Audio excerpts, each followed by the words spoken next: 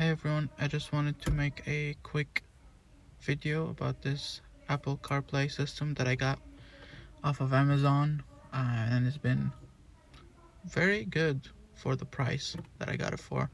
So I think I got this for around $130. Go ahead and boot it up. You can ignore that sound of my magical engine starting up there. So it does take a little bit to start up, unlike a normal Apple CarPlay system you'd have in a newer car. And it does have that annoying sound that it starts up with every time. I'm not sure if you can disable it or not. But it comes with a backup camera that you can install, and it's got a dash cam over here on the side, right there. I already have it set up where it's down low next to me here, so it's easier to touch. But if you were to set it up a little higher, you could be filming the road as you drive. You do have that DVR button right here.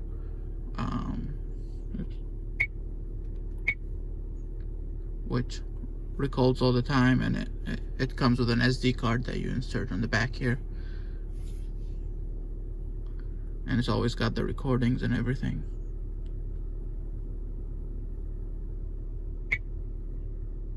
And you can change the views. And of course you always have your Apple CarPlay system. It is a wireless Apple CarPlay. Again, I'm not sure if you are able to connect it with a wire. This right here comes with not too many inputs that I could see, and the only USB-C input that I saw is for the power, so I'm not sure if you are really able to actually wire it. But the wireless system works pretty well, and for charging I just have a separate cable for my power if I need to charge my phone. It's got pretty good sound quality, although I did notice a little bit of a sound difference after I connected it. It seems to lower the volume a little bit. I'm not exactly sure why, but nothing that just raising the volume a little bit more didn't fix. And for $130, it's a pretty good replacement. I've had this for almost 6 weeks now. The only issue I've had with it so far is it did freeze a couple of times in the Apple CarPlay, especially when you're using navigation for a really long time, like maybe driving over an hour or so. Sometimes it would freeze, especially if you're going at high speed. But it's not the whole screen, and all you have to do is like press on the home button and press on the Apple CarPlay again, and it reboots and reconnects, and it works. That only happened to me maybe about 4 times over the past 6 weeks. So again, for me, it's not that big of an issue. I mean, overall, it's a $130 system. Nothing fancy. The camera itself, for the backup camera, you do have to route your own wire. I have it just hanging on the side here, and it goes all the way around under the trim, and all the way to the trunk. For the actual setup of holding it, it did come with a sticky pad that you could either stick on here, or you can put on the glass and extend it. I tried it for about a week. It held most of the time. This is a very heavy tablet, so I wouldn't really recommend it. But if you want to try it out, of course. It was a very nice quality pad, but I had a phone holder that came with a CD input right here that goes into your CD holder, and it tightens with that. right there. And it comes with a ball joint, so I was able to just remove the phone stand from the ball joint, and I added the tablet, which also had the same similar ball joint that you could attach to it. So it worked out pretty nice. It gives you that flexible tablet right next to you. You can adjust it, you can tighten it so it doesn't move. It doesn't move when I'm driving. You know, the road conditions here in Houston are not that great, but I've never had it fall or have it move around too much or anything like that. It works very well, and it holds it pretty well. So if you want to try that out, I'll add a link to that CD holder too, and you can add it on as an add-on. The touch screen itself is pretty responsive. It can go not as responsive, of course, as your phone or anything, or an original Apple system, Apple CarPlay system, but for the price, it works pretty well. You can see here, you can add destinations, you can search, you can use Siri, you can type it, you can have your own destinations, right? And it also does have that split feature where you are able to split whatever you're playing, music or anything you want, and your maps.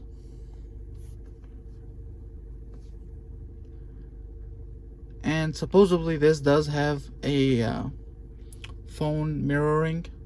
I think it has to do with that smart screen app right there. I never was able to figure it out. I'm not sure if it's glitched or if the system just doesn't work. I just couldn't figure that one out, but I don't use it that much, so it's not been a problem for me.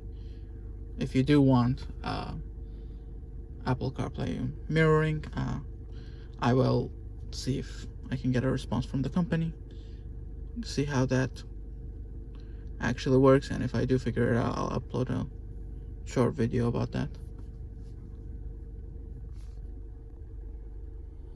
You can also access all of the recorded videos from the playback button right here. So it's gonna stop recording, and it's got a bunch of files. You can see here there's about, looks like 60 files recorded. It's going up, actually it's 80 now, 100, but it also has the date, it has the timestamps, and if we just start from there, you can see it was recording just then. I can find that video of me trying to back up into the car to show the camera everything. It records everything in a loop, and it deletes the older files. So it's pretty nice to have, especially if you are able to set up your dash cam to actually face the street in front. For the backup camera setup, you can go just to settings, and you have the reverse setting right there. You can enable the front camera to come on also when you're reversing. I don't know why you would need that, but it is an option. But you would want to use the calibration button right there to fix your lines, because of course this is for different cars, and it's not really that great of an accuracy in terms of any lines that you're gonna draw on there. I tried to line it up as best as possible with like a parking lines or anything like that I could find, but most of the time I just use it to make sure that I'm not backing up into something, or if there's, you know, cross traffic behind me when I'm in a busy road or something like that. It's very useful. For actual precise distance measurements, not so much, because once you back it up, and I'll show you in a second, the distance you see in the camera is not really very relevant to how far your car is.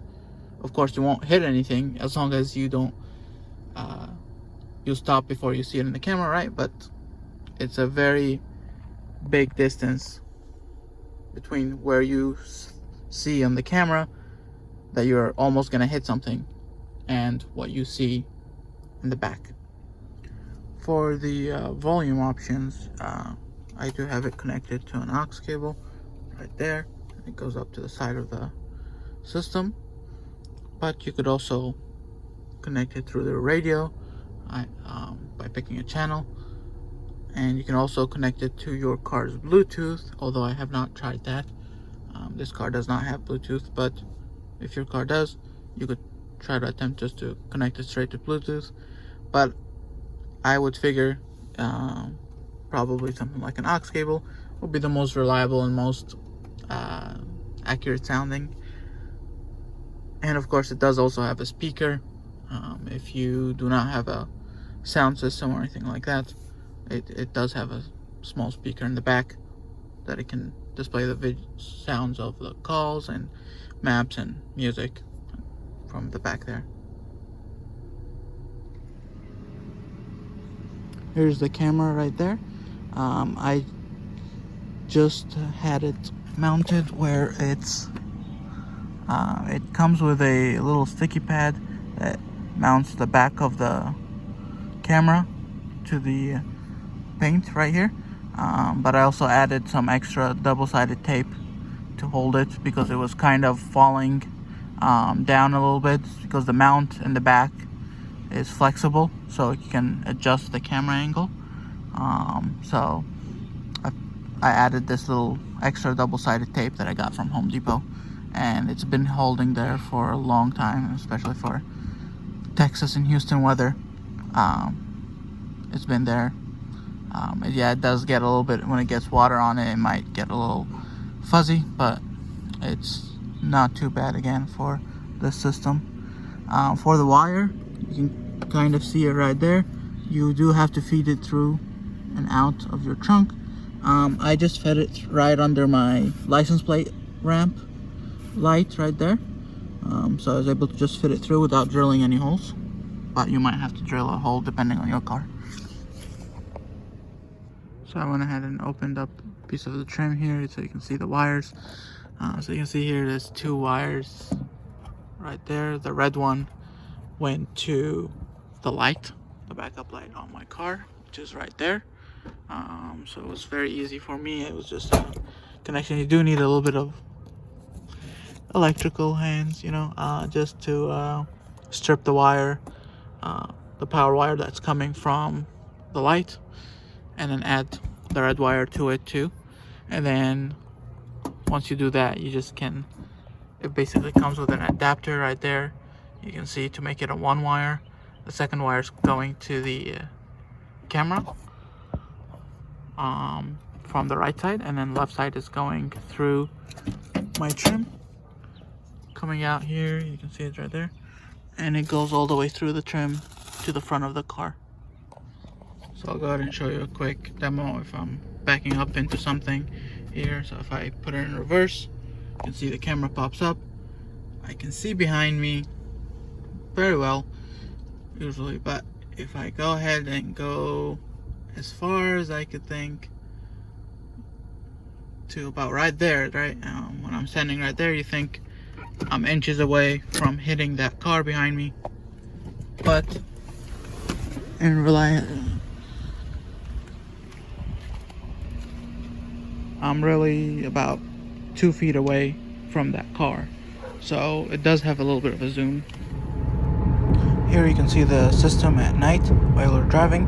It's very nice. It looks better in person, and it's very responsive on the map.